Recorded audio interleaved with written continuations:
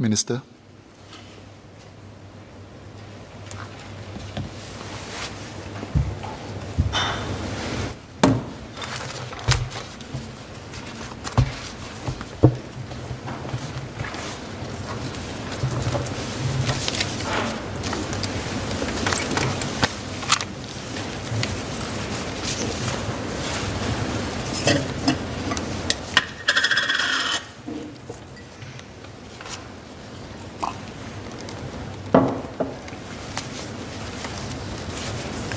Mr. Speaker, sir, I thank members for their questions.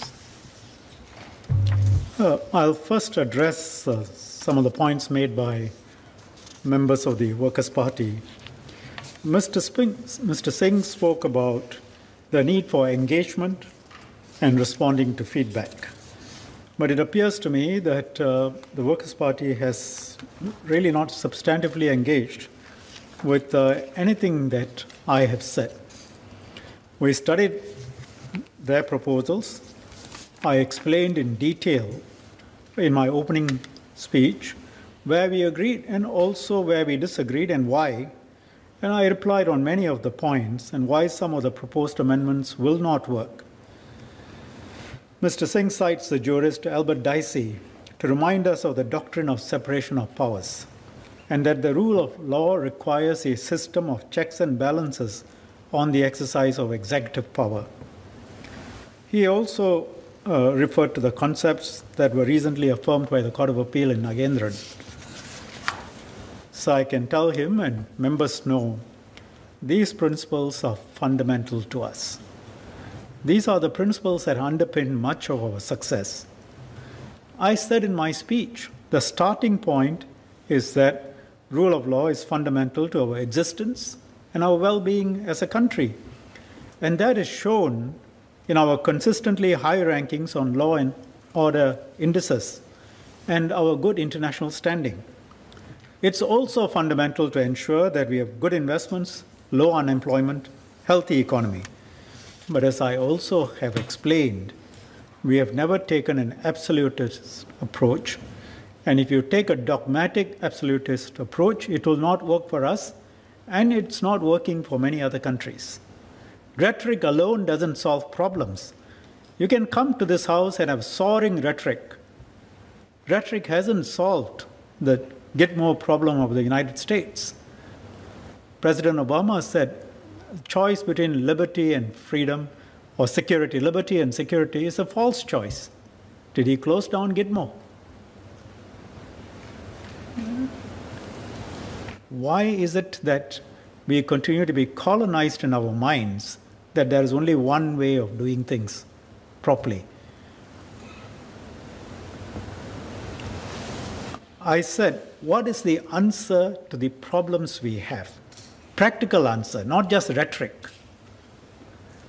I said we need to see how checks need to be made suitable for the context and the risks we face. I haven't heard any answer. I said, how are you going to deal with the risks of leaks in open court hearings or in camera? No answer. I would say not a squeak. What are the objections to a tribunal chaired by a high court judge? No real answer. So what we had was not a debate because they're not dealing with these points. Parliament is not just a forum for reading out speeches with an intent of putting it out in social media eventually. We need to engage on the issues. What are the powers? What are the risks? How are the risks being dealt with in the context of the overall legal landscape? So listening to Mr. Singh and Ms. Her, does that mean that they also suggest we do away with the ISA, the CLTPA, the Land Acquisition Act, and various other pieces of legislation? Or they accept that these are needed, and if so, why do they say we should not deal with the issues relating or covered by FICA, some part of it, through a tribunal, given national security considerations? The answer may be yes, the answer may be no, but we need to engage. What are the reasons? Is it the Workers' Party's position that all these tribunals established under all these laws that Parliament has approved should be abolished because it offends the principles of separation of powers and the rule of law? We accept separation of powers. If we did not, and if we did not have rule of law in Singapore, I wouldn't be here, Mr. Singh wouldn't be here, these chambers will not look like this, and Singapore will not be like this. In fact, none of you will be here. The reason we are all here is because this is a country run according to the principles of rule of law. We don't mind listening to lectures on rule of law, but we subscribe to them too. But we then deal with real problems. If the Workers' Party's position is taken to its extreme, as I said, we will have to do away with the CLTPA, the ISA, the MRHA, the Land Acquisition Act, all the laws that have worked well for us. And we will have to subject all our laws to judicial review. Will that work for us? In matters of national security, immigration, religious harmony, what is the position? So it's not a reflexive answer each time there is a problem to say there is only one solution. The point is, as I said, what is the problem? Identify it. What is the best solution for this particular problem? How do you make sure that the government is given sufficient powers? And how do you make sure there are checks and balances? So the risks, the checks and balances, in the end, what is workable? You see, why are countries in Western Europe, the United States, being opened up by foreign adversaries? I mean, all the evidence that we have seen, why is it that they are so open to foreign attacks? Is it because they do not have the technology? There is such a thing called political will and political courage. And there will have to be a recognition that judicial process will not be appropriate. So Parliament is not just a place where you come and you just, because you see that there are some people who are saying certain things, or you resort to rhetoric without offering real suggestions. It requires some courage to say this is a problem and we will deal with it. This is the way we will deal with it. And offer solutions, alternate solutions. And insofar as I've seen the solutions, I have explained why the High Court process, open court process, does not work. And I have heard nothing in response.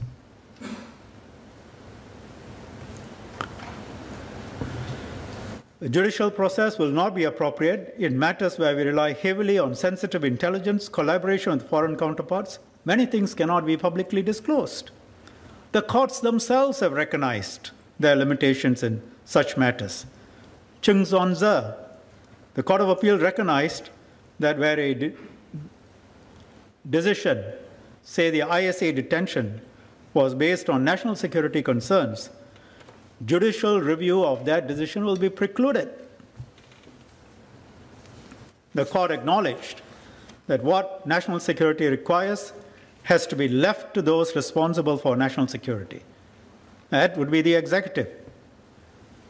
And in such situations, we have found alternate ways of providing for checks and balances, with the view that we must maintain accountability. Mr. Pereira asks, who checks the checkers? What happens if the Prime Minister or the Minister for Home Affairs are suborned? Well, what happens in any other country if a Prime Minister or Minister for Home Affairs or any other minister is suborned? Do the courts intervene? In the case of the US, have we seen the United States Supreme Court intervene? The ultimate check are the people.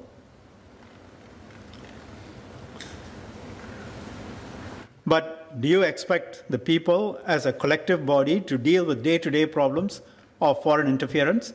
That is why we are elected. And we are in Parliament here to debate what's the best way possible for the people. We talk about consultation. We have had consultations for 3 years now. Mr. Singh read out an answer given by Second Minister Josephine. Yes, she said we'll consult. We'll have to bring people in, which is what we have been doing from the Select Committee hearing. For 3 years we have been doing that.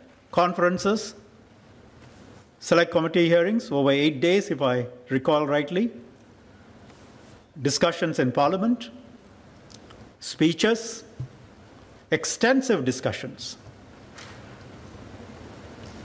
So we agree entirely on the principles. In fact, if this government had not stuck to those principles fundamentally and hadn't recognized that that is the foundation of our existence, rule of law, separation of powers, doing things according to the law, we would not be here. Not just the PAP. PAP would have been long out of power, but Singapore would not be here. So, yes, executive powers must be subject to checks and balances. The question is, in what form? And that depends on what is appropriate for the situation.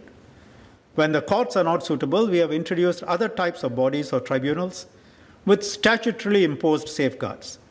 The further safeguards here, like requiring a Supreme Court judge to consider the matter. I have taken this House through various pieces of legislation where we have vested powers in tribunals as an alternate to the courts as a form of check and balances. And we also have a series of cases where ouster clauses have been upheld by the courts. These relate to areas which are traditionally regarded as non-justiciable. National security and foreign relations are classic areas. Ms. Herr made some points on the tribunal, the scope of what they can review, and the independence. First, on the scope of review. She seems to be under a mistaken impression that the tribunal's remit is narrow. That is incorrect.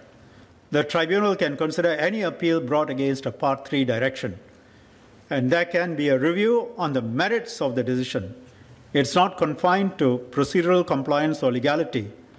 And the tribunal chaired by a Supreme Court judge will look at sensitive intelligence and information. Mr. Pereira, I think, called it a government-appointed committee. I mean, again, rhetoric. Let's please not insult our High Court judges. Please. And this tribunal has powers to overrule the minister's decision.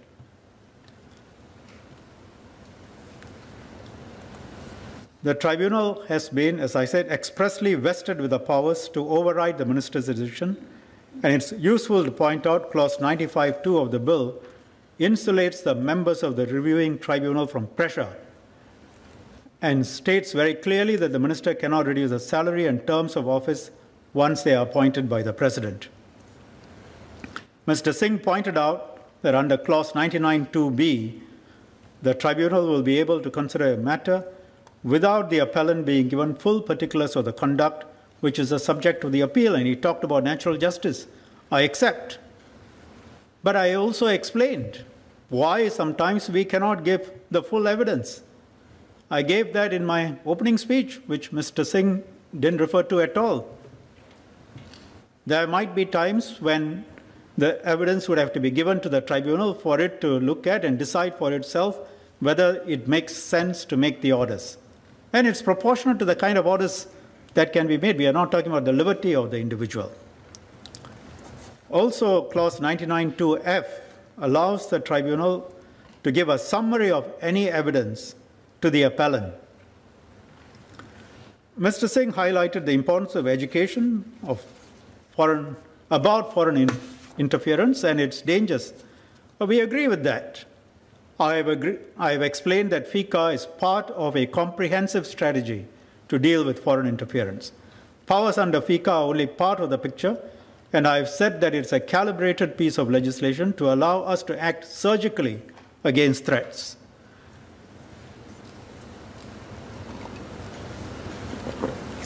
Besides legislation, we have been and will continue to strengthen other defenses, detection and response capabilities, Singaporeans' ability to discern legitimate and artificial online discourse, though that's going to be very difficult, to counter the threat of foreign interference. Our security agencies do their best. Public education, the government has introduced various programs. Let me give some examples. The Digital Media and Information Literacy Framework was launched by MCI in 2019. It educates the public on using information responsibly and the risks and benefit of technology. The Source, Understand, Research, Evaluate program by NLB educates the public to be responsible producers and consumers of information. The Media Literacy Council also runs programs to promote responsible online behavior. And we have had extensive communications efforts over the past 3 years, which I have detailed. And we will continue our efforts. And government can't do this alone. Mr. Gyam is right that a whole of society effort is required for public education. So we will welcome everyone's assistance in helping to engage and educate the population. But these efforts have to be complemented with strong laws, which is the focus of FICA. At the same time, this is something that has been considered at length for at least 3 years. We have engaged the media to put out examples to increase awareness of the threats happening around us.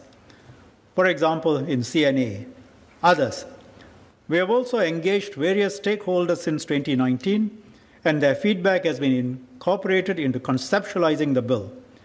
Internet companies over a period since 2019, and senior lawyers, academics, security experts, students, many of them were closed-door discussions, some were open panel discussions. So it's been going on for 3 years, which is what Minister Josephine Teo mentioned. I think perhaps Mr. Singh misunderstood that to mean that it will be post whatever she said some months ago. What she meant was during this entire period. Local academics have also written various commentaries, and these were published online. Some of them were mentioned in Annex F, which was distributed earlier. Articles have been published, written by security experts from RSIS. Moving on to whether foreigners who comment on Singapore politics and whether they are liable. Mr. Pereira mentioned someone. Again, I think he either missed it or wasn't listening to my speech. I dealt with it in my opening speech. A foreign commentator putting out his name and commenting is unlikely to be covered per se. Depends on the facts, and I said this arose from something that Mr. James had put out in the context of his amendment, so I addressed it. If a foreigner puts his name, writes articles, people can assess for themselves what is the weight to be attached. It probably will not come within the proportionality test. But depending on the facts, there's some covert action, some other factors, or the intensity and the nature of the matter. It's a variety of factors to be considered. For those who have pointed out the bill is 249 pages long, in the interest of accuracy, it is 189 pages long. The other 60 pages are explanatory statement, which is to help members, and members will know more than half of it. As I said, is based on the PDA. So now I'll go on to the other points made by other members that I've not touched on. Members brought up questions and suggestions in 4 main areas. 1, impetus for FICA. 2nd, the scope of the bill and its application. 3rd, on the rules for the tribunal. 4th, the implementation of the bill. 5 areas. And finally, specific clarifications to clauses of the bill. I'll deal with these issues. Mr. Leong Wan Wai asked, why is FICA necessary when we already have extensive powers and substantial resources to deal with foreign interference? I have in my speech pointed out how the Internet has opened an entirely new front for hostile action.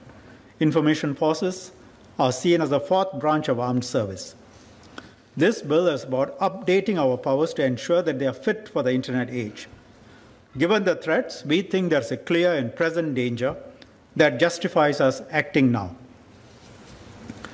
Mr. J. Muslim asked how MHA came to the conclusion that Singapore was being attacked in 2018, when Facebook's assessment was that there have been no cases of foreign influence operations targeting Singapore since 2017. We do not know how Facebook makes its assessments and whether it depends only on Facebook. We look at the wide variety of communication tools. Based on the information we have available to us, we reached a different conclusion.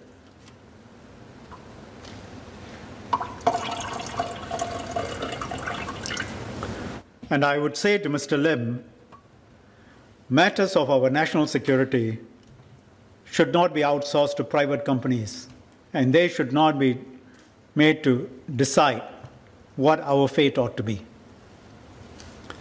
Dr. Tanya Swam and Dr. Shahira made the point that there are extensive powers given to the minister and the provisions are not clearly defined. Mr. Si Yao Chuen asked whether we explain the targets of the bill and how the law will be applied, especially with regard to young people. Several members asked if FICA would affect various types of foreign interactions with academics, businesses, NGOs, clan associations, whether there'll be a chilling effect on freedom of speech. The short answer really is no.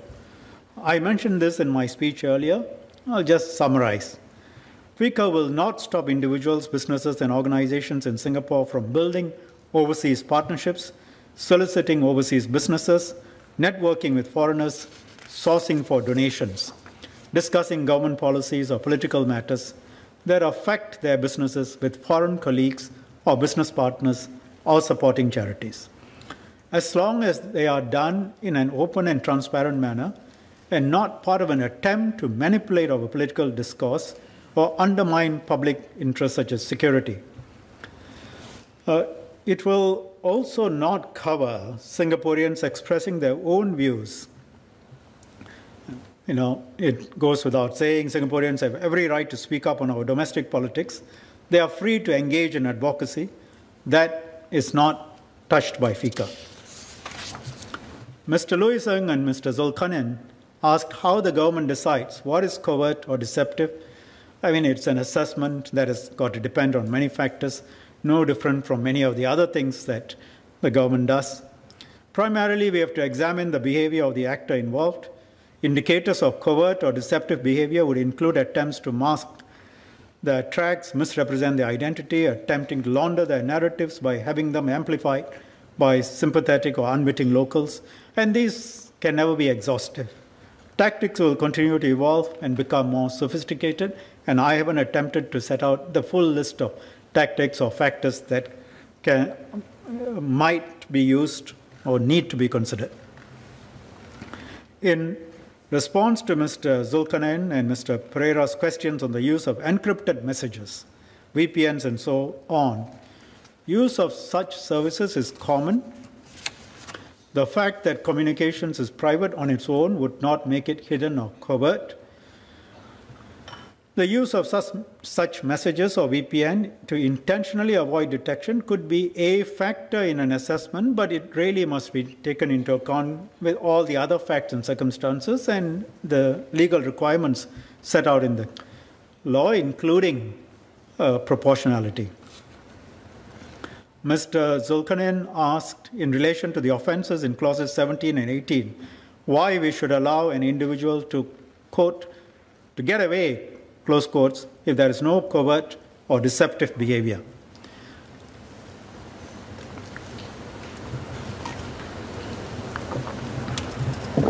I had previously said that this bill was calibrated, and this is one example of how. There is a line, a fine one, between a campaign to persuade and a campaign to manipulate. When the campaigning is done openly, Singaporeans know who the content is from. They are able to make up their own minds and, free to agree, disagree. It depends on their persuasion. So, in our view, that should not be criminalized. But separately, directions can be given against a foreign party, depending on whether the thresholds have been crossed which I explained earlier. Mr. Leong Wan Wai said, someone can be arrested with no reasons given, and if the evidence is offered later, the government is not entitled or not obliged to reveal a source. So you can be detained, tried in absence, no judicial review for all the actions taken against you. Now, this one, of all the things that have been said today, this one takes the cake.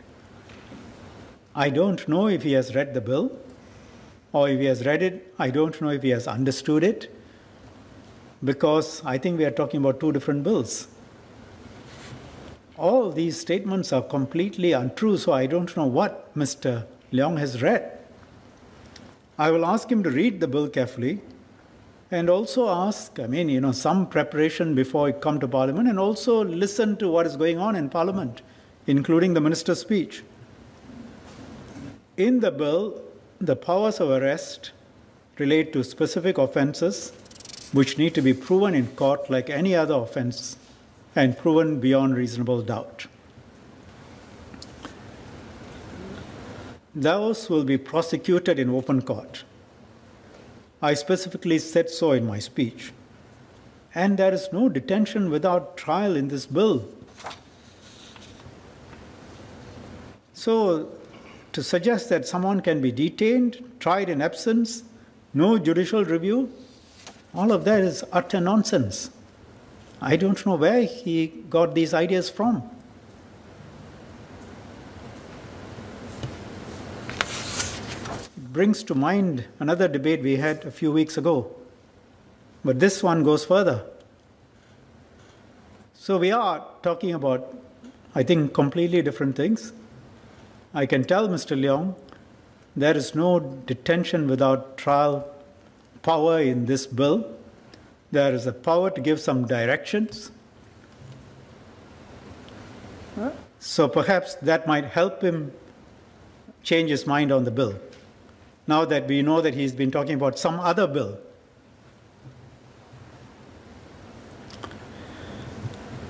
These clarifications also address Mr. James Lim's concerns on whether we will charge those who were duped into committing harmful activities. In such circumstances, the elements of an offence would not be made up. There would be no basis for criminal action. Now we come to the tribunal. The question really is what kind of powers are needed and how we make the processes work. Mr. Pillay and Mr. Ng asked Louis Ng, how do we select and appoint members of the tribunal and the rules that will be set out, including whether the tribunal will provide written reasons for their decisions. Mr. Zulkarnain asked if there are safeguards to ensure that the tribunal does not disclose information they have access to during the proceedings. The reviewing tribunal will be a standing tribunal. There will be a few discrete and fixed panels set up. Members will be selected for the areas of expertise. They will have to undergo security vetting because they will be receiving highly classified, highly confidential information. There must be people with experience and standing, just like any other tribunals or independent committee, like the ISA Advisory Board. Members will be given the same protection and privileges as a Supreme Court judge, and they must protect secret information under the Official Secrets Act. Mr. Pillay raised the concern on separation of powers and suggested consulting Chief Justice for the appointment of the chairperson rather than for the cabinet to advise the president. While it is not written in law, that is the way Supreme Court judges are appointed to panels, that we consult the Chief Justice and he suggests some names. I have spoken with the Chief Justice to suggest some names. We will work out the specific rules for the tribunal in the coming months as subsidiary legislation. These rules will be public. Some broad principles. The government will have to present the evidence to convince the tribunal. Tribunal will have powers to call witnesses and compel the production of documents. Information will be disclosed to the appellant to the extent that it's not sensitive from a national security perspective. The tribunal can take an inquisitorial approach when the information cannot be given to the appellant, and tribunal will decide whether to uphold or overturn directions. Mr. Zulkarnain asked about the expeditious proceedings of the tribunal. Tribunal can consolidate and hear similar appeals as a single case, or they can take one case as a reference point that will apply to other similar cases. They can also dismiss frivolous or vexatious appeals. Rules of the tribunal will be set out in subsidiary legislation, and the key features will be drawn from reviewing bodies in other laws. Mr. Pillai asked why the minister and not a reviewing tribunal is the appealing authority for PSP decisions, and why there isn't a requirement similar to the tribunal for a minister to review the appeal expeditiously. I think Mr. Pereira may have raised the same question. The level of authorization required for various powers is calibrated based on the impact of the directions and countermeasures. PSP directions are targeted in the application and scope. They are issued to a specified individual or entity. The impact of the directives are limited to that person or entity and compared with the HIC. So the authorizations are accordingly calibrated. HIC directions are authorized by the minister, and PSP designations and countermeasures by a civil servant within MHA. The appropriate appellate authority is therefore framed by reference to the level of authorization and the respective direction appealable to the next level of authority. Mr. Liang Enghua asked for more details on the process to how a competent authority can designate someone as a PSP and whether businesses can take ratification measures to remove their designation as PSPs. The processes for designation and appeal are spelled out in clauses 47 to 49 and clauses 100 to 102 of the bill. Operational details on the designation and appeals process are still being worked out and will be introduced in subsidy legislation and as regulations. Being conferred with an honorary title or degree by a foreign state or university alone is unlikely to be sufficient grounds for designation as a PSP. It's not FICA's intent to stop these types of interactions and activities. But, again, we will look to see whether there's an attempt by a foreign actor to cultivate a Singaporean to undermine our national interests. Mr. Pillai asked if the appointments to the advisory committee to advise the minister on PSP appeals will be gazetted and made public, and how would the public know that the minister is not following the advisory committee's advice. We have no issues with making the appointments public. The committee will comprise third parties to render advice to the minister. In response to Mr. Louis Ng's question on whether individuals will receive written responses to explain decisions made by the competent authority on designating PSPs, this would be done as the specific activities that qualified them for designation will have a direct impact on how the controls will apply to them.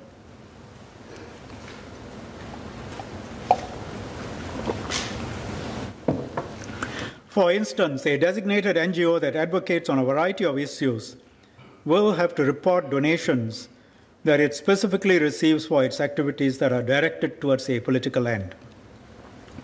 The explanation would be important in setting out which are its activities of concern, and those would be the donations that have to be disclosed.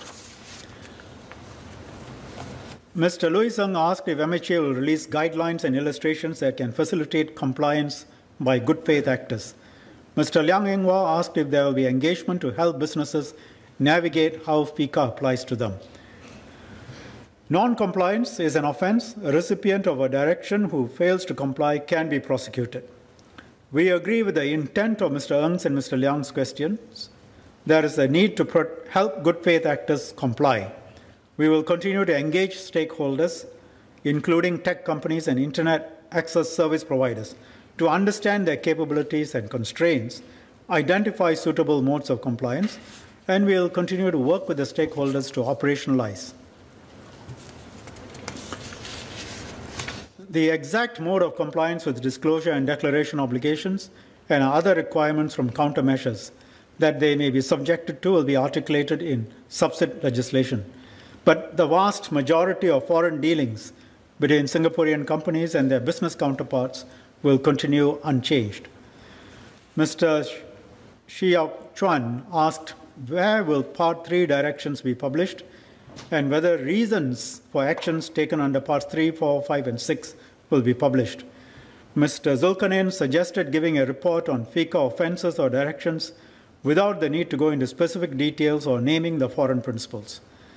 Mr. Darrell David suggested informing the public where there is sufficient evidence that there is foreign interference and said we should make the entity's identity and activities known so that we can take united positions against such a country. We have taken the approach not to name foreign state actors whom we suspect to be involved in these attempts. There are wider national and foreign policy considerations in doing so. However, we will alert Singaporeans when such communications activity has been detected and if FICA directions were issued to block and contain such foreign interference. All Part 3 directions, except for TADs, will be published on a website accessible to the public.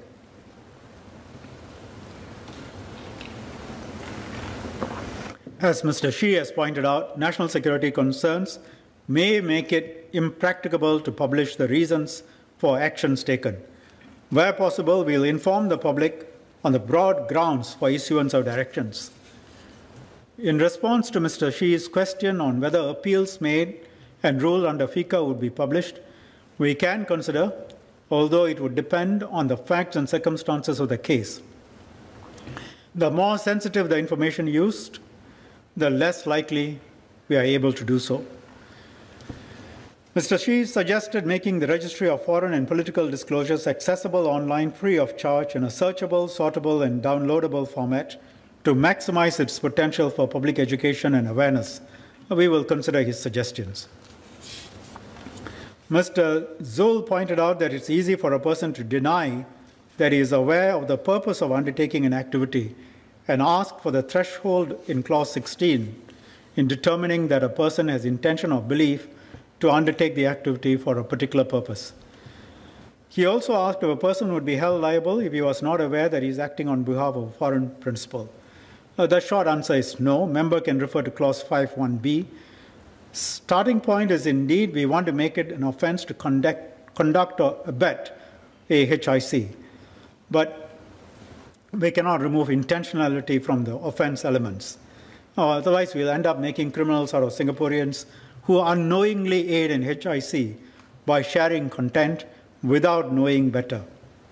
Given the sophistication of the threat actors, this is more than likely. A deliberate perpetrator may, of course, deny, which is why we need to set the offense threshold at a reasonable level. Is or is likely to, for example.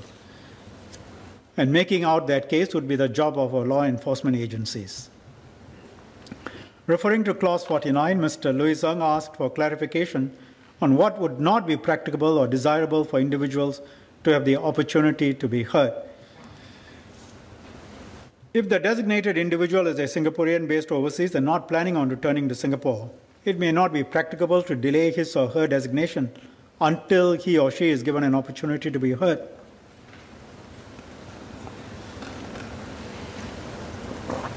Also, if we have received intelligence that a target for designation may already be compromised and countermeasures are required immediately to mitigate the threat, it may be desirable to wait for the hearing before designation. Mr. Speaker, sir, this bill is intended to address a serious threat that concerns our national security and sovereignty, and these are important to ensure that Singaporeans continue to make our own choices on how we should govern our country and live our lives. There is also the question of the petition, as I said in my second reading speech. Sir, I think I will ask that this be treated as being dealt with during this debate so that we do not have to postpone that to some other time. And sir, with that, I beg to move. Clarifications? Leader of the Opposition.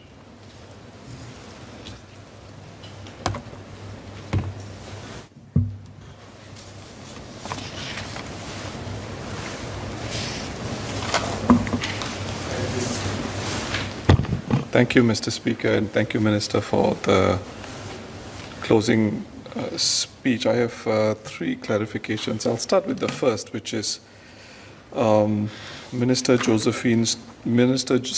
for Home Affairs, Minister Josephine Teo's comments at this year's COS. So I don't believe I misread that speech. Mr. Christopher D'Souza filed a cut asking MHA what it would do to deter foreign interference in our domestic affairs. Minister replies, quite an extensive reply. It goes on to about a page, and right at the end she says, given the experience of other countries, we need to consider further measures. This is post the COS, post the select committees findings, post some other seminars that have been referred to. And she says we need to consider further measures to guard against foreign subversion, what levels of transparency, support, leadership are appropriate, for whom, and the public has to play a big part in this, to shape proposals and to give safeguards their stronger support. Now, it seems to me that it's not a misunderstanding of this, but it's probably more accurate to say that there doesn't seem to be an answer as to why the bill could not be put before public consultation like other bills are. And this is an omission for which I don't think we've heard a response as yet. The second point pertains to the courts, which is, I think, the fundamental disagreement between the government and the WP's position is the oversight mechanism. I think there is scope to discuss some of the other points, and I think Minister has agreed with some of our amendments. But Minister referred to the case, the 1988 case of Cheng Swan Zi. Let me refer and let me try and capture the spirit of the WP's approaches to oversight mechanisms, the way we see them vis-à-vis this bill. And I refer to the Constitution of the Republic of Singapore Amendment Bill, a debate that took place on the 25th of January 1989, and it also dealt with, the main debate also dealt with ISA Amendment Bill, which sought to abolish appeals to the Privy Council in case of review of ISA cases. And there, Minister Shanmugam, as a backbencher, said the following, and I'll start with the reference to Cheng Swan Zi. And Minister said it would be useful to consider exactly what the Court of Appeal said. It did not say that it can itself decide whether or not the detainee posed a threat.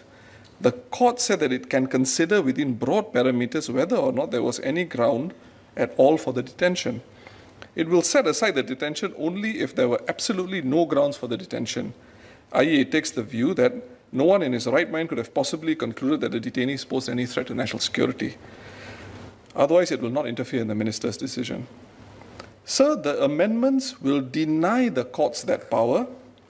This government believes it has never abused the ISA and there is nothing to fear. The government works on the basis that the persons in government should be upright, moral, and only do what is good for the country. Thus, the people have nothing to fear despite the powers the government has. These powers will never be abused because they are so effective. They help the government govern effectively for the greater good of all. So that has worked. And Minister says this, but can we be sure that down the road the situation will be the same? We cannot guarantee that the future government will comprise of honorable men. And Minister then goes on, an argument therefore can be made that there must be checks and balances within the system. The minister in taking decision can arguably be made to realize that if his decision is so unreasonable that one look at the facts will show that he could never have considered the detainee a threat, then this decision should be reversed by the courts. Now, insofar as FICA is concerned and as it is drafted with the limited judicial review clause, what we are taking away is precisely what the minister was warning about in 1988. Illegality, irrationality are not grounds for judicial review consideration in this bill, only procedural impropriety. And I was listening very carefully to the other PAP MPs who spoke, and I compared the speeches of those MPs with the PAP MPs who spoke in 1988. And Minister wasn't the only one who was concerned about an appeals mechanism or another appeals mechanism, and that there be appropriate checks and balances. There were a few other PAP MPs.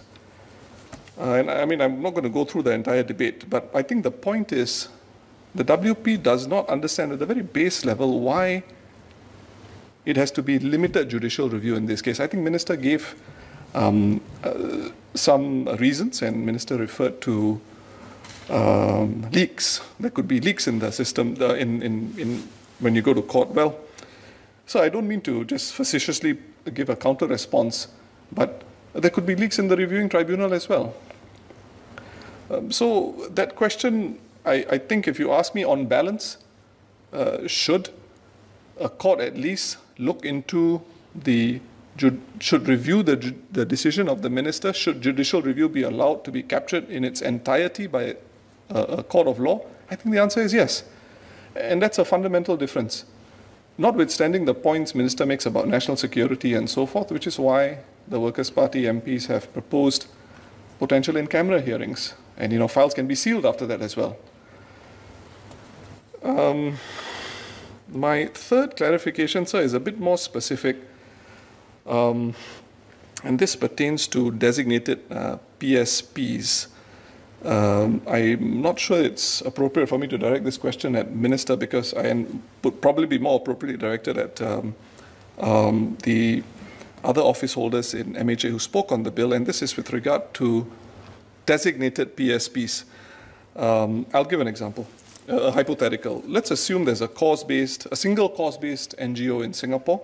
Their cause is they are very aghast at the idea of foreign workers being transported at the back of hardtop lorries. This is their single cause. And all Singapore members, and they regularly write to their MPs, they encourage their MPs to bring this issue up in Parliament. And let's assume this NGO receives foreign funding.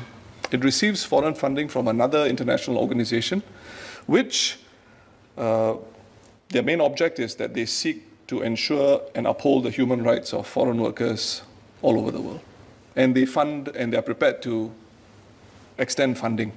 Now, one reading of FICA, by virtue of Clause 8, subsection F and G, and even E perhaps, will suggest that this Singapore NGO could be classified as a politically significant entity. My question is, will such a PSE be barred at the first instance, at the baseline, from us continuing to accept foreign funding? That means, will the competent authority say, no, sorry, you cannot receive this funding? Because I know under stepped-up countermeasures, you can do that. At the baseline, I believe it says you cannot accept impermissible donations. And my query is, I believe the bill in Clause 55 tells you what a permissible donor is. Are we to read that in the opposite, as in everybody who's out of that range is an impermissible donor? Because this has knock-on implications for other arguments that the government and other MPs have made about if you work with climate activists, for example, there's an international solidarity movement on certain issues.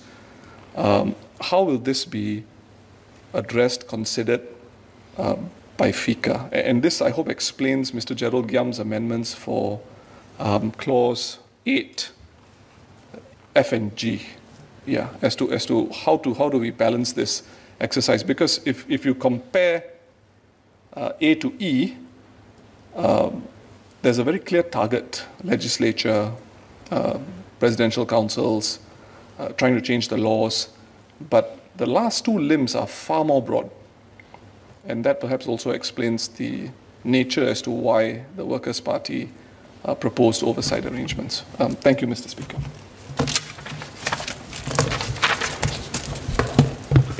Mr. Speaker, I'll deal with the first 2 points, and I think one of my colleagues will deal with this last point on NGOs and designation. Now, on what the second minister said, I thought I was quite clear. What she was saying, and it's an answer that I myself looked at, obviously, we have seen the experiences of other countries. We have to consider what further measures are necessary. For example, what levels of transparency in funding, support, leadership, and for whom. And the public has a big part in this to shape the proposals on these further measures, to give the eventual safeguards their strongest support. What does that relate to? And what have we been doing with the public for the last 3 years? We have been engaging in extensive consultations, In fact, we have taken into account the viewpoints that have been given to us by a wide variety of actors.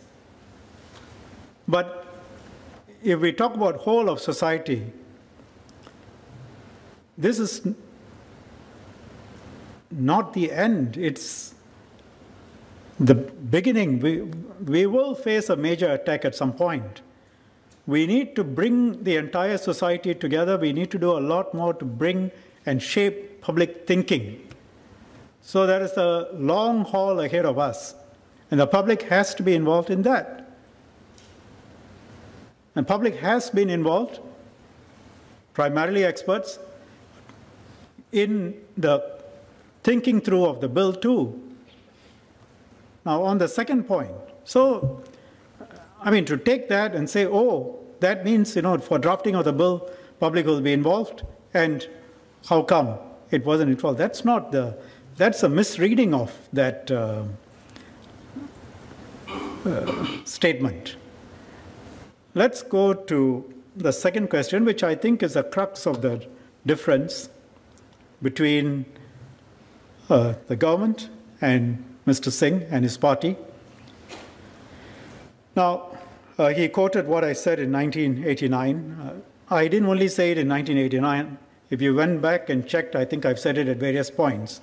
89, 90. I've said it just for the record, since it's all in hindsight anyway. I've said it in respect of the original MRHA. I've said it in respect of CLTPA. And I've said it in respect of the Internal Security Act. Why? And this is fundamental. This is important. I've given this answer to your colleague, Mr. Singh, Mr. Desmond Tan, when he asked me, trying to suggest that I'm being inconsistent. No. A person who is prepared to be thinking about issues sometimes has to change his views when he is faced with the real world and experiences. In 1989, I was a lawyer 4 years out of law school, or 4 years after being called, and like many other lawyers, my assumption was every problem, the solution is in the courts. And just like Mr. Singh and others, I also take separation of powers very seriously.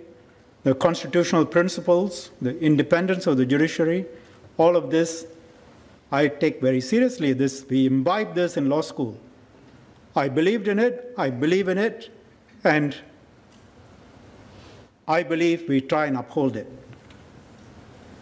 So any time when there is an approach that seeks to cut back on judicial review or take away the powers of the judiciary, my instinctive reaction is negative. I don't like it, I don't want to do it, and I instinctively try and see if there is a different way of doing it. But, which is why when the MRHA was originally brought in, I expressed my discomfort within the bounds of what is possible for a backbench MP of the ruling party. Likewise, I expressed my concerns about the CLTPA. Likewise, I expressed my concerns about the Internal Security Act. Likewise, today I said, if we can find a better model, I'll be the first one to do it. Tell me a better model. Going to the High Court for FICA is not a better model. I don't think Mr. Singh, based on what he says, he obviously doesn't deny that there will be leaks. You want us to take the risks? Will there be a possibility of leak with a tribunal? Much, much, much less, to the point of being close to zero. That is the big difference. Now, what has changed? What has made me change my mind? If a man looks at facts, the real world, and refuses to change his mind, he is either stupid or he is ideological. I am neither, I think, even if I say that of myself. So You see 9/11. You look at the way the Americans have dealt with it. You see the issues in Western Europe.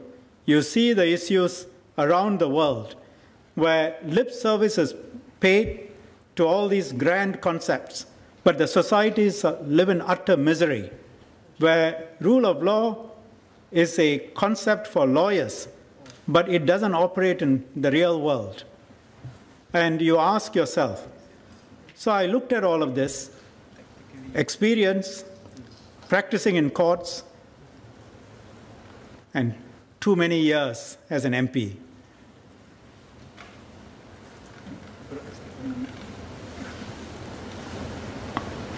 Long conversations with the late Mr. Lee Kuan Yew, discussing, I would say arguing, though it's not easy to argue with him,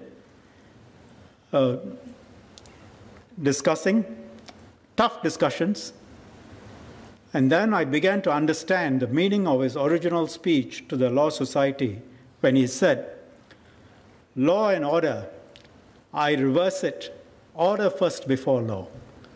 Because if you don't have order, you cannot have law. I mean, we all read it, we think we understand it, but I don't think we really do. You need to really imbibe what is the meaning of that.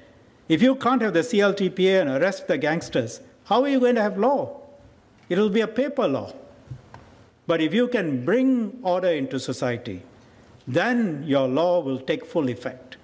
Look at the state of our society. Look at the number of people under CL today compared to the number of people under CL even 10 years ago. It's halved. And the reason is, as society develops, as society progresses, as there is stability, as there is order, the law takes stronger and stronger roots. You get that wrong, you will neither have law nor order. So I began to understand why we have a strong commitment to rule of law, strong commitment to separation of powers, and at the same time, over time, in specific areas. For example, I said Land Acquisition Act. Your property could be worth millions of dollars. The government could acquire it, and you could be asked to leave. It's socialism in action. It's a social policy. And there is a need for that.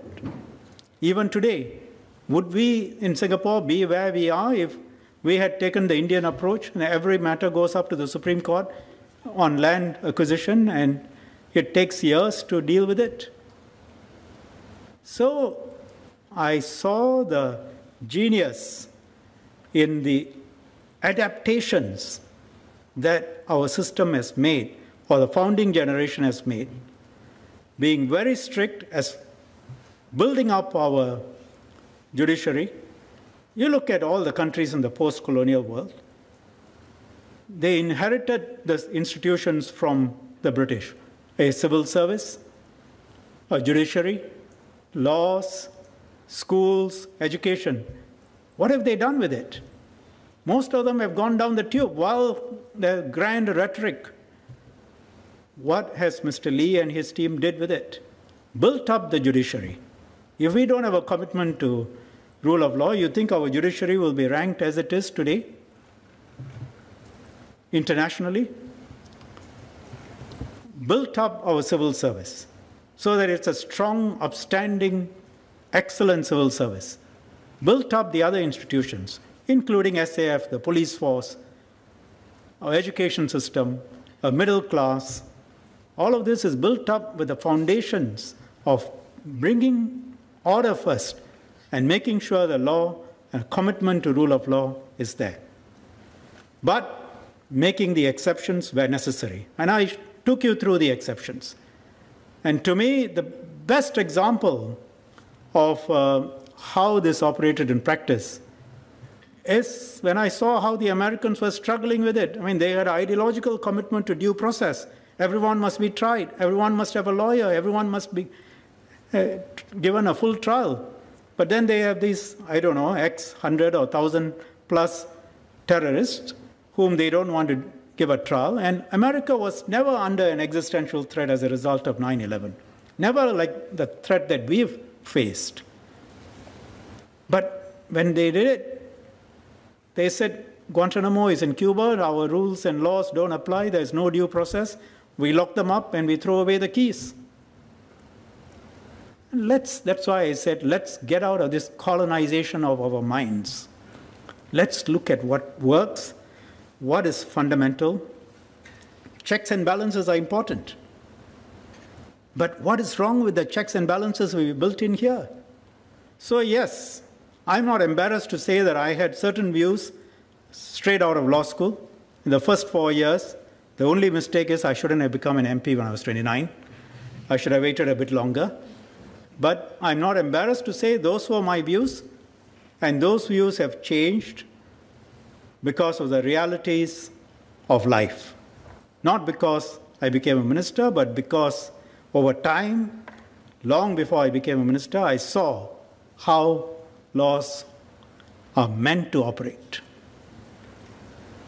and where the exceptions have to be made. So as I sat with my officers and drafted this and with the AGC, yes, there were parts that I wished were different. But the threat we face, as I said, are people armed with bazookas. And I described this legislation as a toy gun. Because Singapore believes in the law, so we put forward the law. We give ourselves legal powers.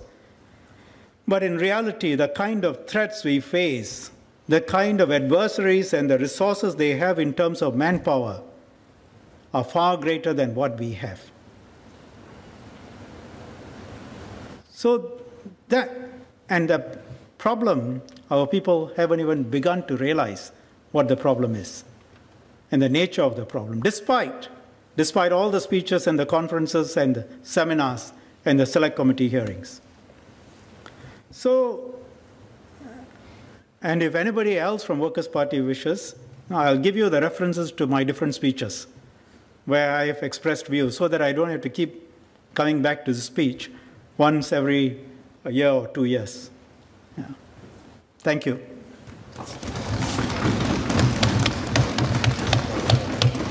And where's Desmond Tan?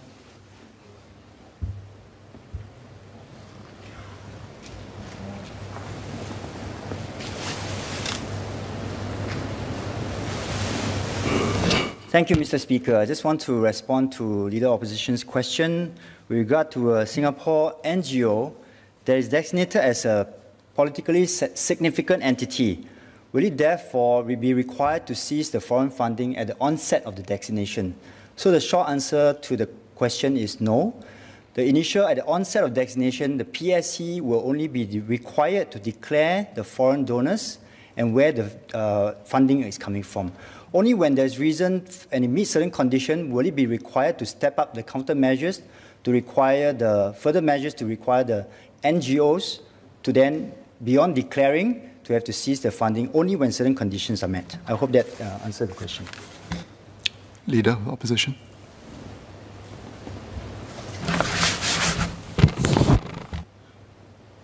Thank you, Minister, and thank you, MOS Desmond.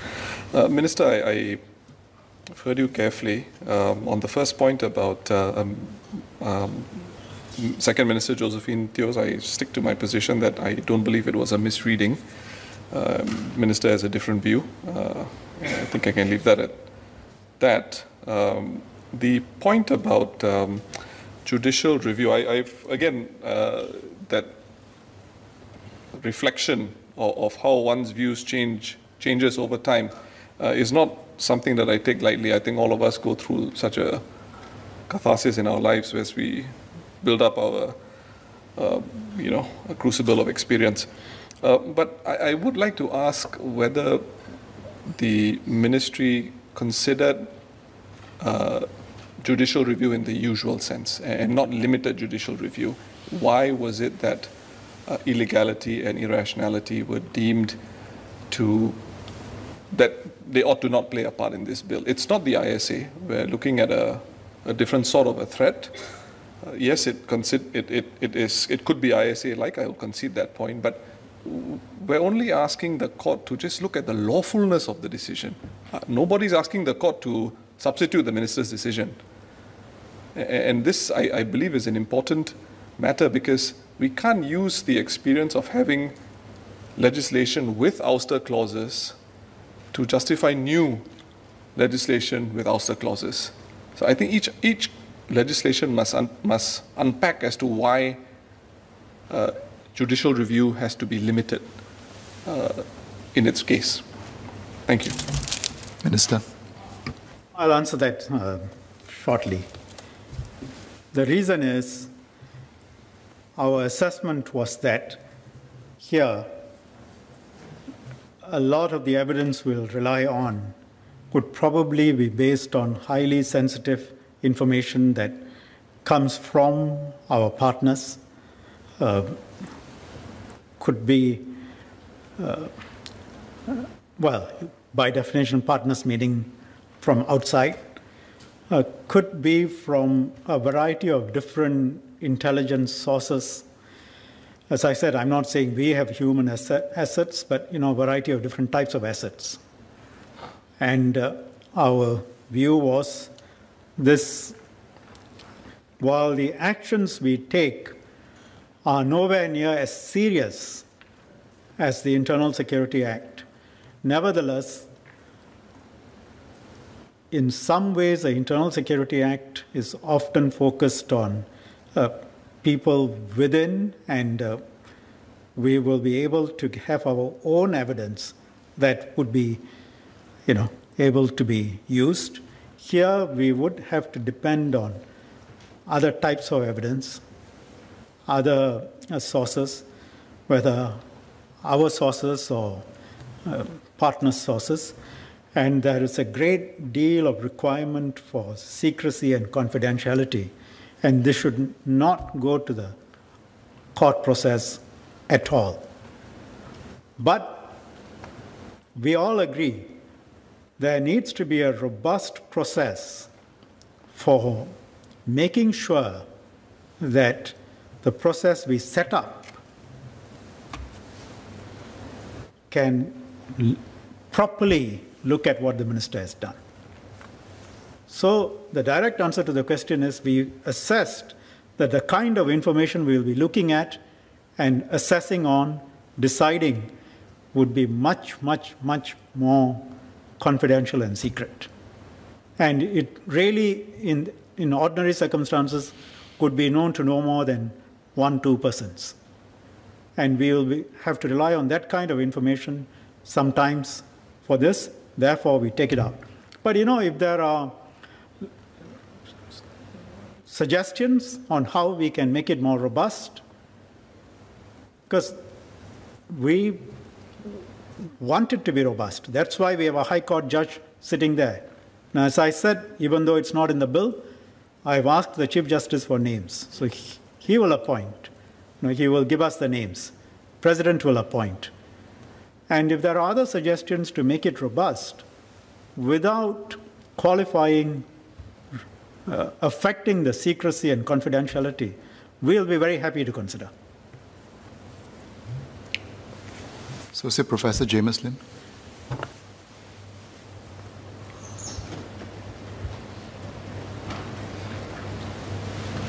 Thank you, Speaker, and thank you, Minister, for his extensive discussion about our questions. I have 3 clarification questions for the Minister. The first is to ask if, in referring to the events of 2018-19, whether he continues to believe that there was indeed malign foreign state influence in that case, and if I appreciate the point that he raised, that we shouldn't outsource our national security to a private company. But by the same token, I'm sure he will appreciate that the tools available to a large and sophisticated internet company such as Facebook might indeed throw additional light into an issue. So for me, the question is, if so, doesn't this apparent disagreement already raise caution about how the competent authorities' suspicions may not always be correct? Or does the Minister believe that the MHA will always retain its own counsel on what it believes to be true. Now, my second question, clarification, has to do with the standards of suspicion embedded in the bill. May I ask if these always refer to the term reasonable suspicion, a point that I believe members Zulkarnain and Murali also mentioned? I ask this because, for starters, this wasn't codified specifically in this form in the bill. Second, while we do have a long history of, as other members have said, using this term in case law, lest we forget the bill as it stands does exclude judicial review. So any such precedent strikes me as largely advisory and informative rather than binding. And third, I think it's worth remembering that the types of actions typically afforded by reasonable suspicion tend to be much more limited than those associated with probable cause. And that's part of the reason why, for me at least, this hurdle remains a little too low for establishing offense. And my last question has to do with whether the minister continues to believe that there is a misunderstanding of the law by those who have raised reservations. And this is, I mentioned this because the reservations were because many scores of academics, activists, other lawyers, and have all scrutinized the bill and thought that the language was vague. So for me, it seems like either the language is indeed vague, as claimed, and hence subject to misunderstanding, or it's not vague, in which case then these individuals shouldn't be accused of misunderstanding.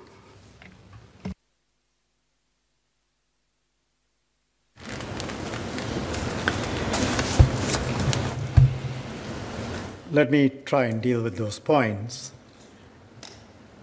On the first point,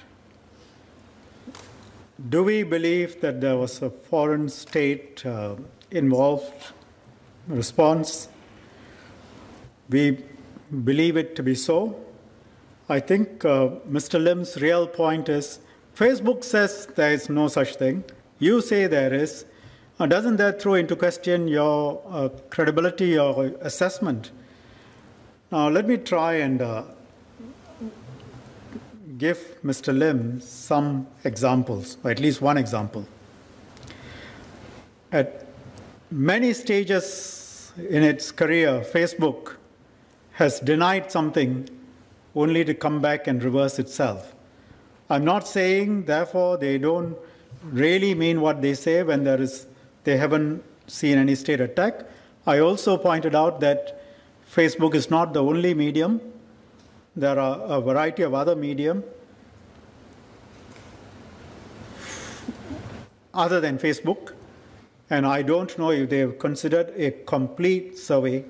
We were watching all the different media that was used. Now,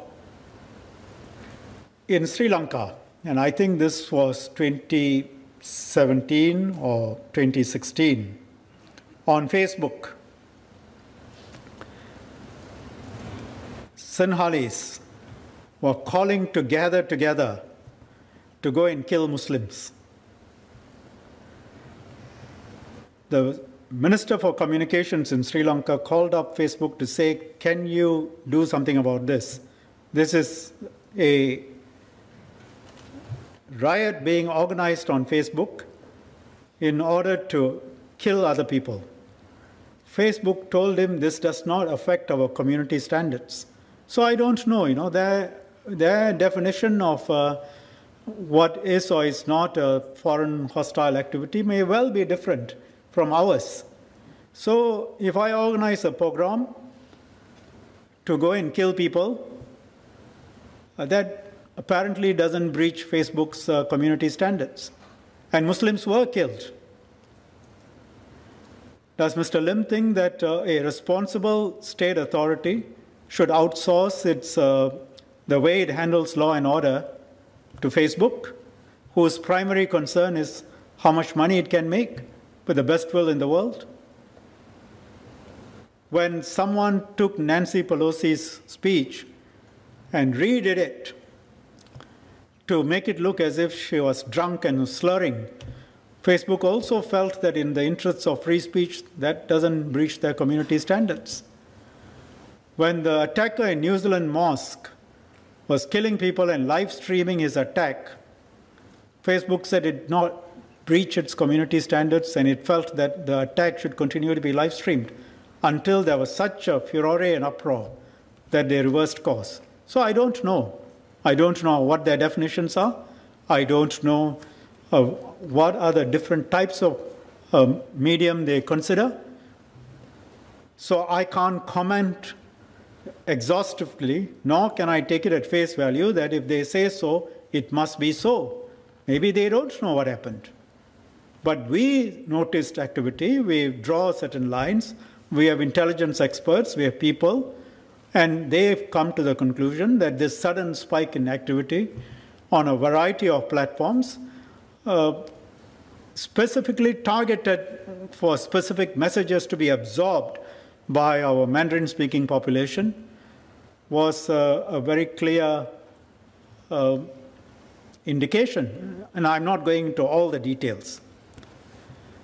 As I said, we are a price taker. We don't name countries. We can't afford to. Now, another question by Mr. Lim is, do I believe there is a misunderstanding by all those who have raised issues? Or is the language indeed vague? There are different points. I think in any debate, again, after long years of experience in Parliament, my view is on any debate, it broadly breaks out into some who are honest and they understand, a large group who don't follow very carefully and may have views which are not accurate. How many people read very closely? How many people look at bills? How many people look at even the detailed newspaper reports? And viewpoints tend to be impressionistic, and often impressionistic viewpoints tend to be inaccurate. But for good reasons. People have busy lives, and they have a limited bandwidth, and they absorb whatever they can absorb.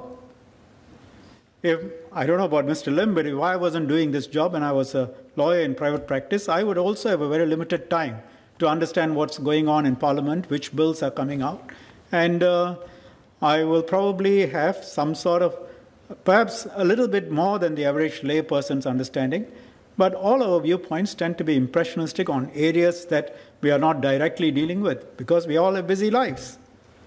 And then there will be a small group which will go out to deliberately misinform and confuse the population. There will always be that group. And I've indicated that some of that has been happening too. Now, quite apart from that, on language, let me try and explain to Mr. Lim one more time. It is going to be 10 o'clock, but I'll try again.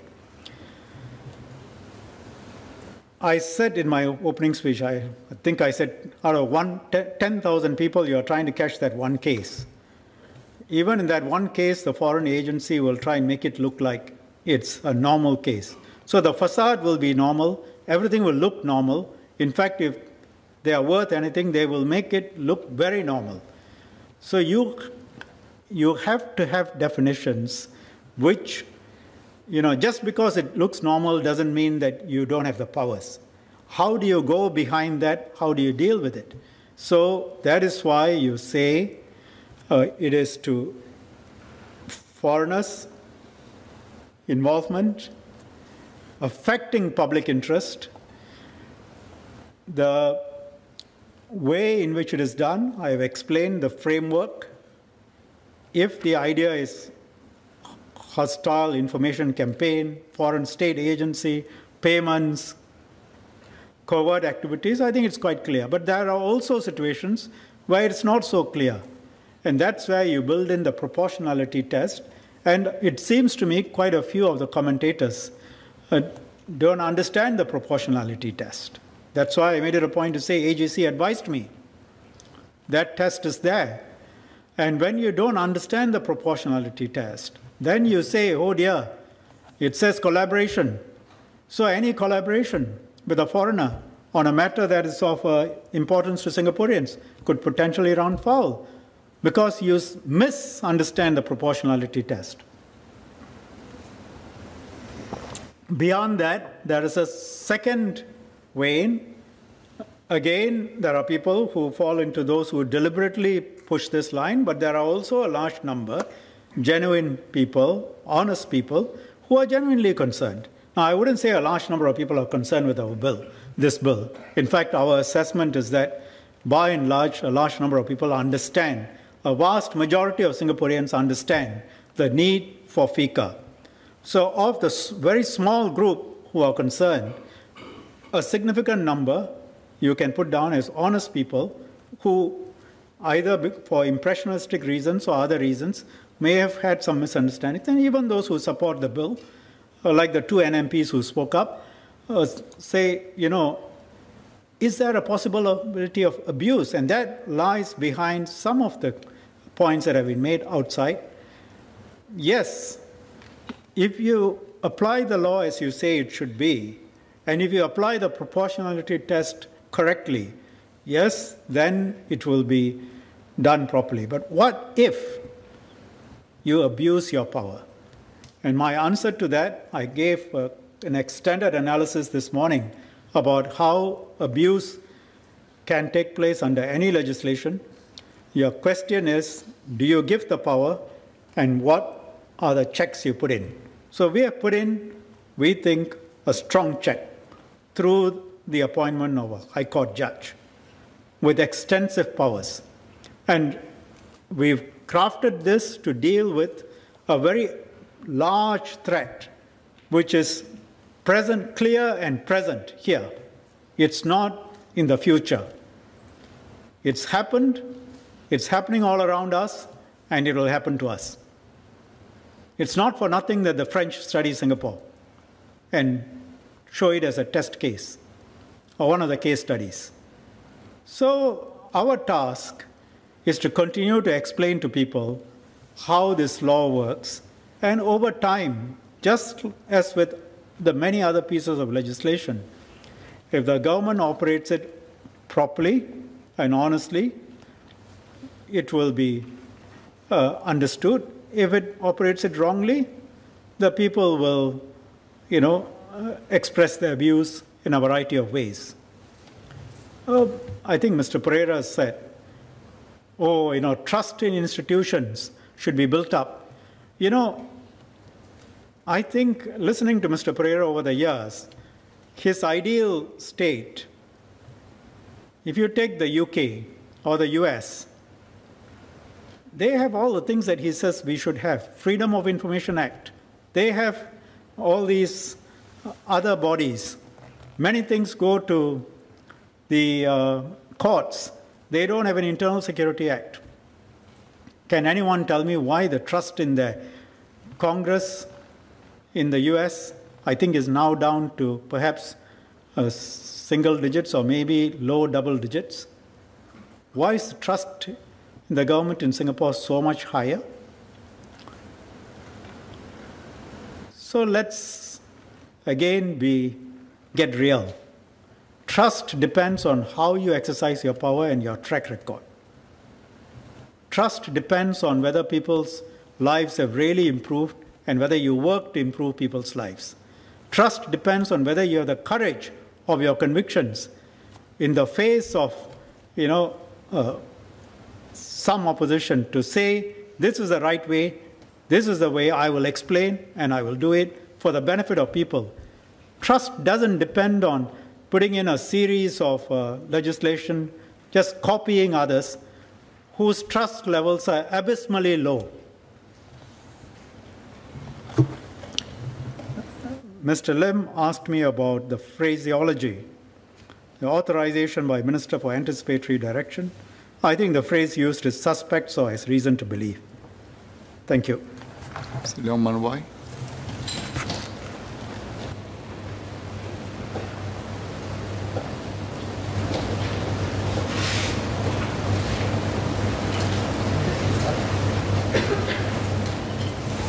Mr. Speaker, I would like to ask the Minister three questions.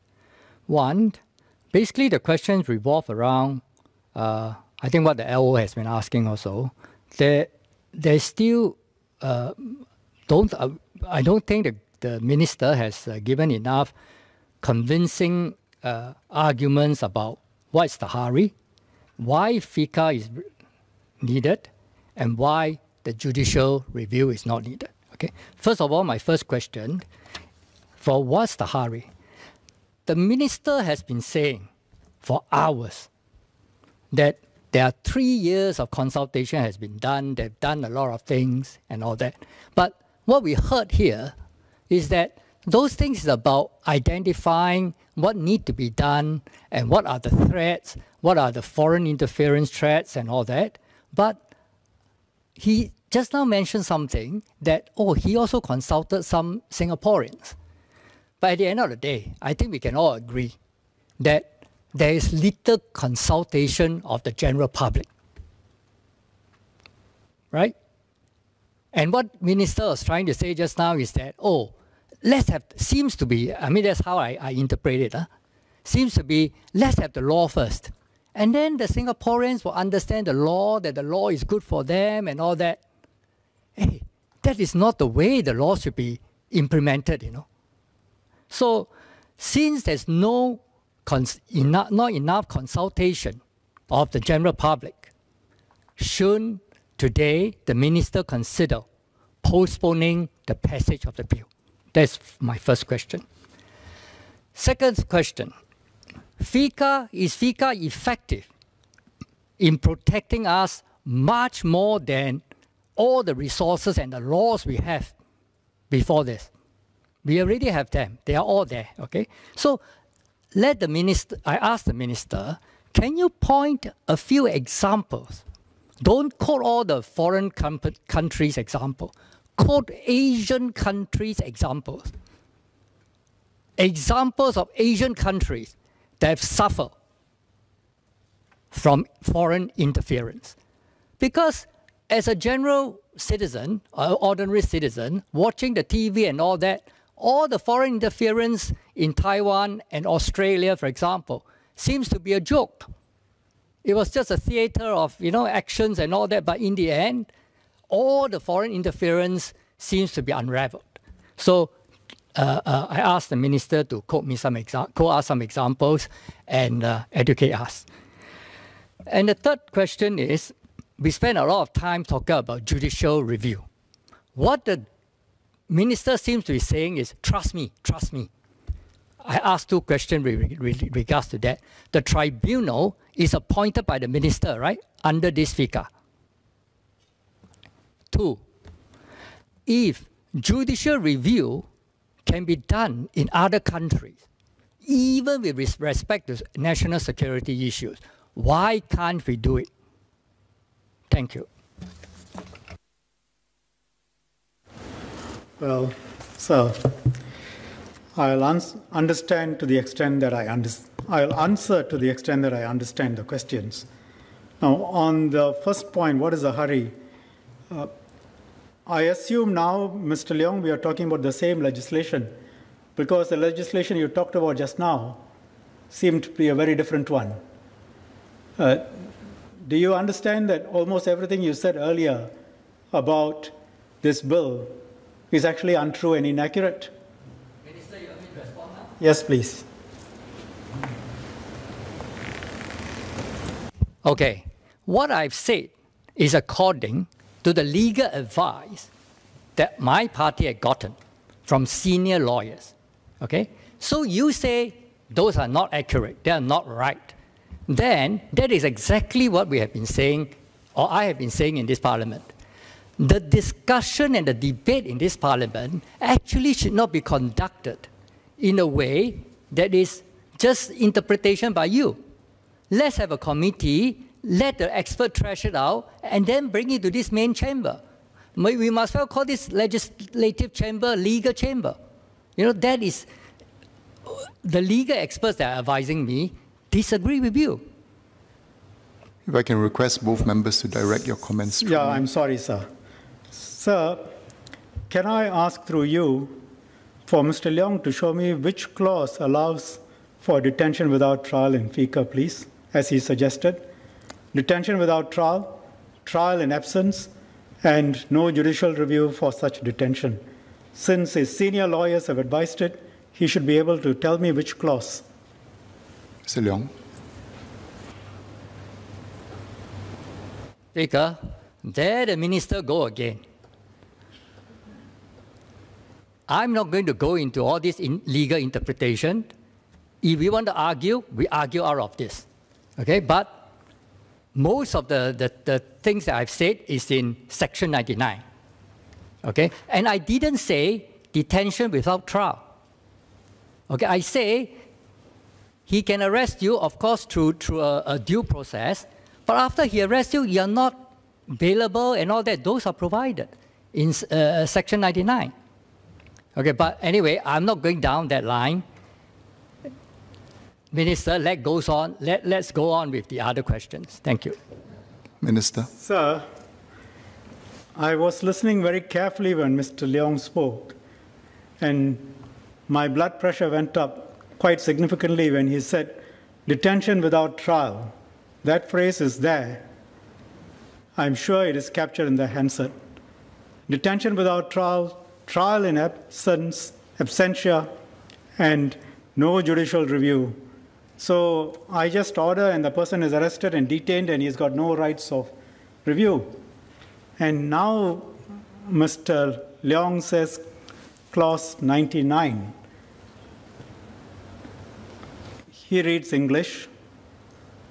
I read English.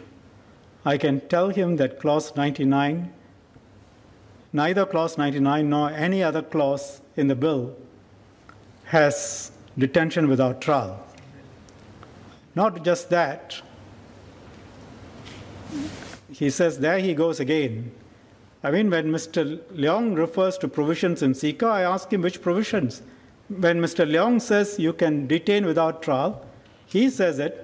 I ask him which clauses. So we will take it that his position is clause 99 allows the minister to detain without trial. And I can assure the House he is reading something which I don't know anything about. Mr. Leong, would you like to respond to that? I have no response. Minister, carry on. Thank you, sir. Now,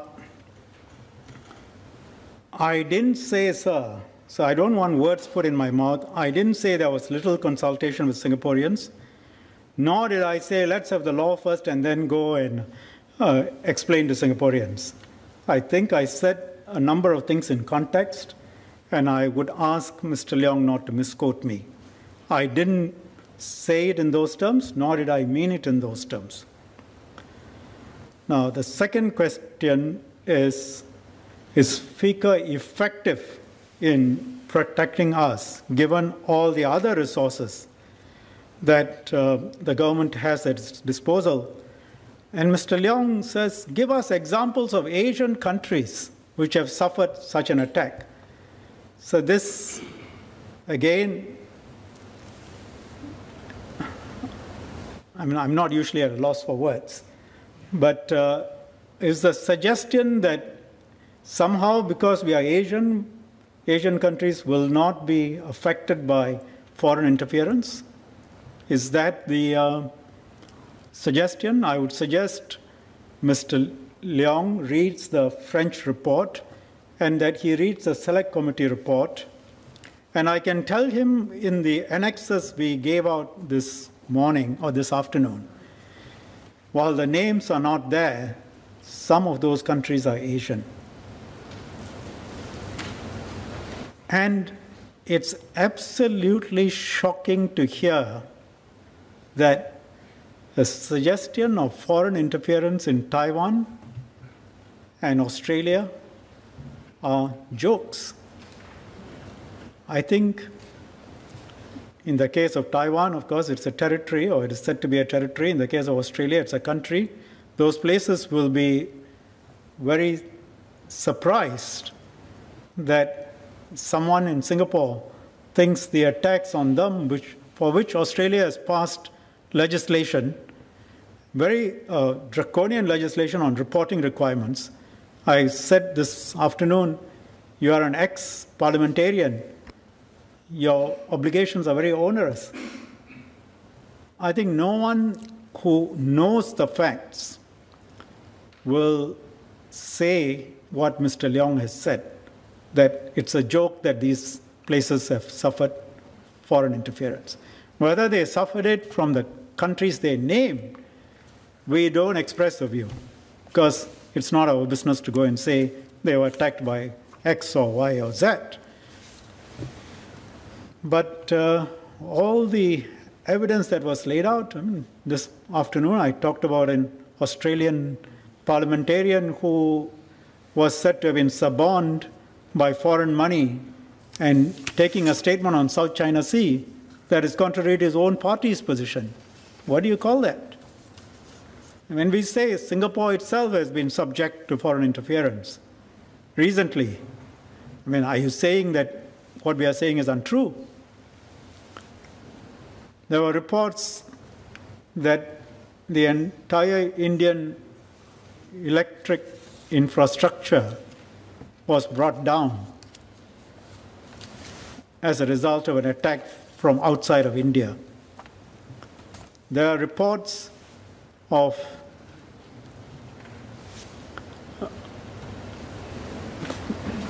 foreign-inspired attacks in a number of Asian countries, which I think you can see both in the Select Committee reports and if you read the newspapers. The third point he makes is, oh, well, you know, the judge is appointed by the minister, and basically the approach is trust me. No. The tribunal is appointed by the president on the advice of the cabinet. It's headed by a high court judge who has security of tenure, and he is a judge of the Supreme Court. He does not owe any obligation to the government. Mr. Leong asks, why is it possible that other countries can have judicial review and we can't? Well, I gave an answer. It is a question of what those countries can do, and if you look at New Zealand, they have not had to face very severe threats. For the first time now, they are facing different types of threats. In the absence of an Internal Security Act, they had to allow this man to be free for years outside, and one day he goes into a supermarket and knives people. Do you want to wait for that? If you take France, I said 80% of the attackers were known to the security forces. 97% were on their radar. How many people have been killed? I said there were 22 incidents, including the Charlie Hebdo incident. Scores of people have been killed. The entire country brought to a standstill. Paralyzed with fear. Yeah, these are choices. There are trade-offs. So I explained the trade-offs we make. Thank you, sir. Mr. Leong Mawai.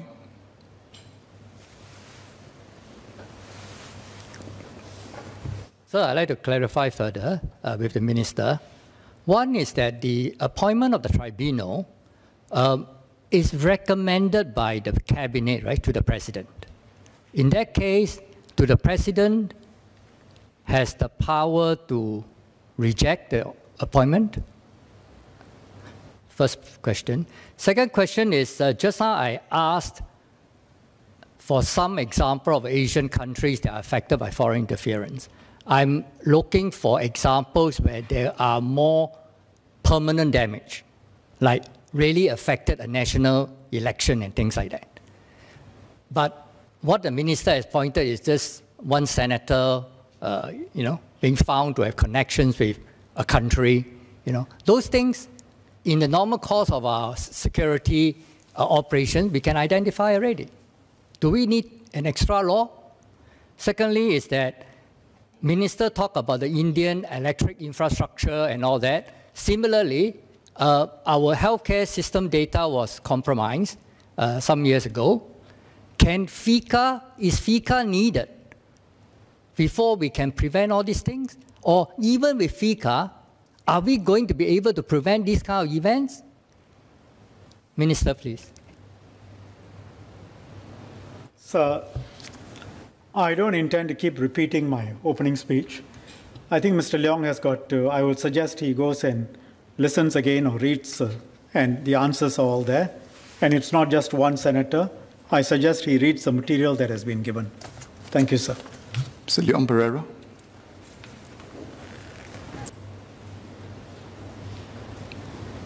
Minister, Speaker. Mr. Leong, I called Mr. Leong Pereira.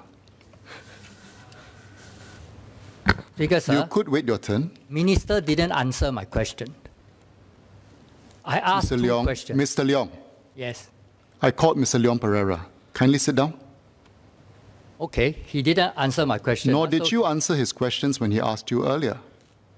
No, but I can ask. You can sit down now. I'll call you again later. Thank you. Thank you, Mr. Speaker. So I know the hour is late. I'll try and keep it short. It just is for supplementary questions. Firstly, the first two are actually questions of my speech. I don't think the minister answered them unless I missed them. So the first one is really the subject of a Part 3 direction or POL declaration can apply within a 30-day time frame to the minister for an appeal for reconsideration. But does the minister have a time frame within which he must respond on that, and would the minister commit to that? The second question is really relating to Clause 93. Those who are designated as PSPs or PSEs issued directives under Parts 5 and 6 may only appeal against that decision to the minister. They have no right to appeal to the tribunal, I believe, unlike those who are issued Part 3 directions. So what is the basis for that? The third question is really in relation to what the minister mentioned about my speech and speeches that I've made over the years, and he talked about the trust deficit in countries like the UK and the US, which have things like Ombudsman and Freedom of Information Act and so on and so forth. I'd like to ask the minister, would he agree that perhaps the trust deficit in the UK and the US and other countries which have those kinds of institutions that he's referring to may not be because of those institutions? It could be for other factors. And would he not agree that maybe if we took some of the kind of laws that we have in Singapore and applied it to those countries, it may not necessarily increase trust in those countries?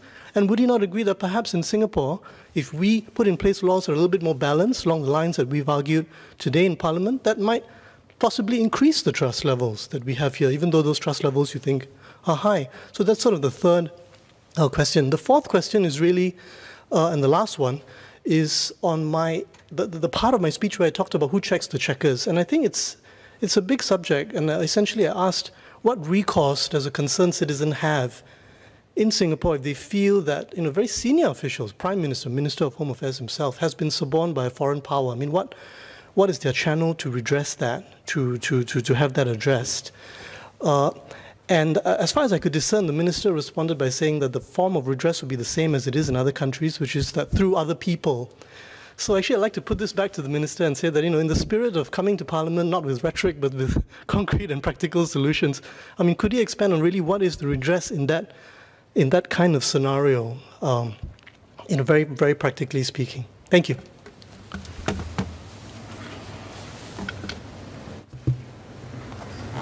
First, on the four questions. On the first question, 30 days, and whether there will be a time limit. It's difficult to commit to a time limit for the minister to respond simply because it depends on the facts and, the kind of evidence that needs to be assessed. But what we can commit to is that it will be done as expeditiously as possible. On the stepped-up measures, I explained it in my speech. I responded. On the trust levels, I think finally we're beginning to get to some sort of narrowing of the gap. So let's agree. So you have all these institutions, freedom of information and the kind of media that they have, and the ombudsman, doesn't automatically mean trust levels go up. In fact, trust levels have been declining. It may be because of other problems. And I think there's a kernel of accuracy in what Mr. Pereira said. And the kernel that I extract is this. Each country has got to look at its own situation and decide what works for it. A country like China with 5,000 years and a single race, different considerations. A country like the US, different considerations. A country like Singapore with 700 square kilometers, different considerations. I think if we can agree on that, and that therefore we need to factor in what works for us, then the next question is, why have trust levels been so high in Singapore? They are very high. Why have they been high? There is a trust based on performance. There is a trust based on probity. There is a trust based on how leaders behave. There is a trust based on how powers are exercised. So anytime there is abuse, there is corruption, there is lack of probity, there is a performance deficit, trust will dissipate. And I believe in Singapore, it will dissipate very quickly because we are such a small place.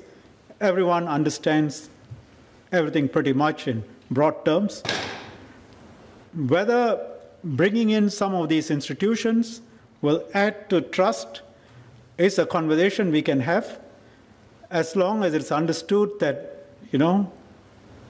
a priori argument, oh, if you have it, trust will increase. That's just not true. You have to ask, is it really going to? Why? Why do you say that? Or is it actually going to affect the performance of the government in such a way that actually trust will go down? Finally, who checks the checkers?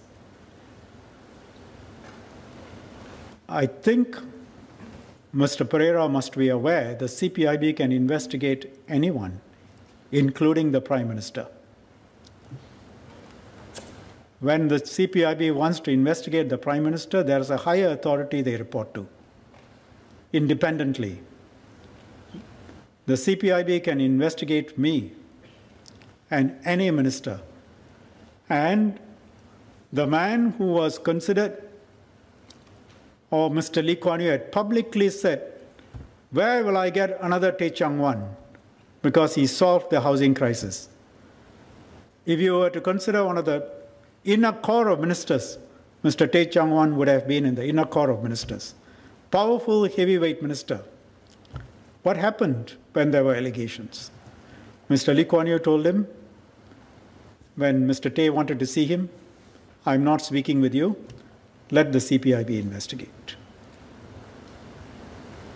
That is Singapore. That is why our trust levels are high. Mr. Leong.